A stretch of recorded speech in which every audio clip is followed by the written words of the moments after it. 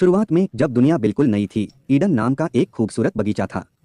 यह सबसे रंग बिरंगे फूलों, सबसे रसीले फलों और सबसे चहचहाते पक्षियों से भरा हुआ था। इस बगीचे में भगवान ने पहले दो लोगों आदम और हव्वा को बनाया। बगीचे में जीवन, खेल और आनंद के कभी न खत्म होने वाले दिन जैसा था।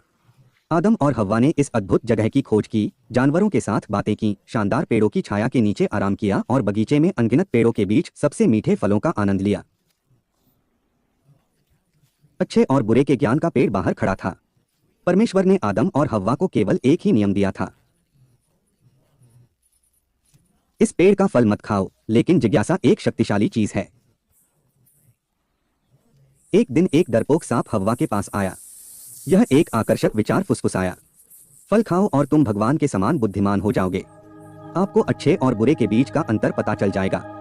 फल बहुत आकर्षक, बहुत स्वादिष्ट लग रहा था और ज्ञान का वादा बहुत लुभावना था।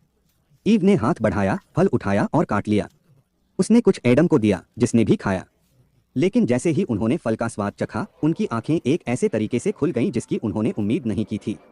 उन्होंने चीजों को अलग तरह से देखा और महसूस किया कि उन्होंने ईश्वर की अवज्ञा की है। उन्हें डर और शर्मिंदगी महसूस हुई, ऐसी भावनाएं जो उन्होंने बगीचे के आनंद में कभी नहीं देखी थीं। जब परमेश्वर को पता चला कि उन्होंने क्या किया है, तो वह उनकी अवज्ञा से बहुत दुखी हुआ। परिणाम स्पष्ट था, वे अब अदन में नहीं रह सकते थे। गार्डन छोड़ना कठिन था। अदन के द्वार उनके पीछे बंद हो गए और पहली बार उन्हें जीवन की कठोरता का दंश महसूस हुआ।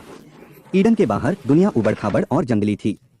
आदम और हव्वा को शुरू से ही सब कुछ सीखना पड़ा, भोजन कैसे उगाना है, आश्रय कैसे बनाना है और तत्वों से कैसे बचना है। जीवन अब आनंददायक खोजों की श्रृंखला नहीं, बल्कि अस्तित्व के लिए संघर्ष था। इस नई दुनिया में उन्होंने जीवन के पूर्ण स्पेक्ट्रम, खुशी और दुख, सफलता और विफलता, जन्म और मृत्यु का अनुभव किया। वे माता पिता बन गए,